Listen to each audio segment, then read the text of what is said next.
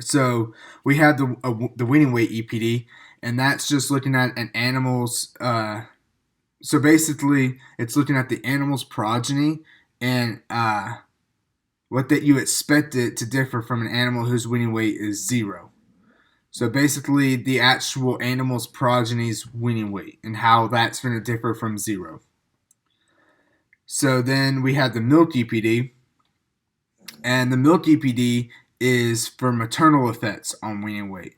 So now we're looking at the daughter's progeny and how we expect it to differ from zero due to maternal effects, not just the daughter's progeny, how much we expect it to differ from zero for the total weaning weight, but just due to maternal effects.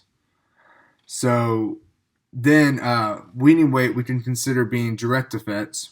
The milk EPD is going to be maternal effects. So the total maternal is going to be it's looking at the daughter's progeny and how much you expect it to differ from in weaning weight from the progeny of an animal whose EPD is zero for total maternal. And this is looking at both maternal as well as direct. So the weaning weight and total maternal are actually looking at the weaning weights of an animal. However, total maternal takes into account both direct and maternal effects. And then milk EPD is looking at how an animal will differ in weaning weights due to just maternal effects. So I don't know if that was a little confusing, but if it was, you can feel free to send me or one of your TAs an email, and we'd be happy to clarify that up. But again, weaning weight is looking at an animal's progeny and how that weaning weight amount is going to differ from zero. Milk EPD is looking at the daughter's progeny and how that weaning weight amount is going to differ from zero due to maternal effects. And total maternal is the daughter's progeny and how that weight is going to differ from zero. And that is going to be due to both maternal and direct. So to calculate maternal EPD, you have a formula right there. We basically take the milk EPD, which is due to maternal effects, or how much the weaning weight is going to change due to maternal effects, and we add half of what the weaning weight EPD is going to be, which is the animal's progeny being zero. So that's going to be your direct effects. So milk EPD and total maternal EPD can both be called different things. So it's good to be familiar with other ways it can be called. So instead of calling it milk EPD, it can be called milk, maternal milk, or MM for maternal milk. And then total maternal is going to be, it can also be called maternal milk and growth, just milk and growth, or MG for milk and growth. So you got to make sure you don't mix those up when we ask you what is the average amount that a daughter's progeny offspring will differ from zero, or what is the EPD for this animal for its daughter's progeny's weaning weight. You have to know that we're looking at total maternal. If we were to say something along the lines of due to just maternal effects, then you know it's milk EPD. So just some little things you got to keep in the back of your mind, but you will need to know these three EPDs and what they measure. So like I said, 3, 4, and 5, or page 3, 4, and 5 in your packet is just going to be other EPDs that you can read up on. And we'll go into some of the main ones that you'll need to know. But you'll need to know birth weight, yearling weight, let's see, mature cow weight, just some of the basic ones, a carcass weight, and kind of what their abbreviations are. But anyway, we're going to go ahead and move on. So this slide right here, I'm sure it's a little crooked for y'all to see, and I don't know how to rotate the page. But this slide right here, or this page in the packet, is looking at percentiles for offspring. So up at the top, I'm just going to show y'all what y'all need to know and kind of how to figure it out.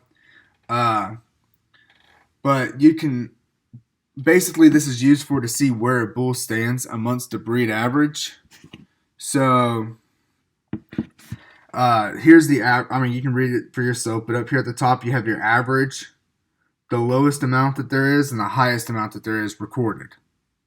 So if we were to look at birth weight, let's see, our average for birth weight, and this is for the Hereford breed, our average for birth weight is going to be positive 2.9 pounds. So an EPD is not, the breed average is not 0. You're comparing between an animal and another animal whose EPD is 0. So in this case, the breed average for birth weight is 2.9. The lowest that's recorded is negative 7.6 pounds, and the highest is 14.4 pounds. So, and all these percentile breakdowns are right here on the side. So if I wanted to figure out what bulls in the top 50% of for birth weight, obviously it's going to be a little different due to rounding, but that's going to be 3 pounds heavier than 0, or plus 3 birth weight EPD, which is pretty close to average. So just due to rounding, 50% is going to be your average. If you want a bull in the top 5%, you would need one with a weaning weight EPD that is negative 0.07. So, or if I said I had a bull who was, his birth weight was plus 5, and where does he rank amongst the breed? I could come down through here. Here's plus 5. He's in the top 85%, also known as the bottom 15% of the breed. So this is just showing you ways that you can figure out where a bull ranks for each EPD amongst the breed. And this is just showing you online. You can go onto the Hereford Association, type in an animal's name. You can type in an animal's name or registration number, and you can pull up their EPDs for everything. You can pull up a bunch of information about any animal that's registered. But here in the Hereford breed, you can see that you have the breed average for all these traits. And a lot of this stuff, if you can see down here on the bottom, this is 2017. A lot of it doesn't change for old animals. Basically, that's just due to increase in performance records. But this one, it's a little different from this one because this is 2019. But anyway, we'll go ahead and continue on. So this is looking at heritability and correlations between different traits. Y'all don't fully need to memorize this, but it does do good to understand how it works. So if I was looking at, let's just say I was looking at birth weight.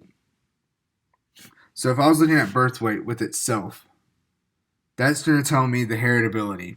So like it says right here, heritabilities are on this diagonal, and then all the off diagonals are going to be genetic correlations. So correlations between two traits.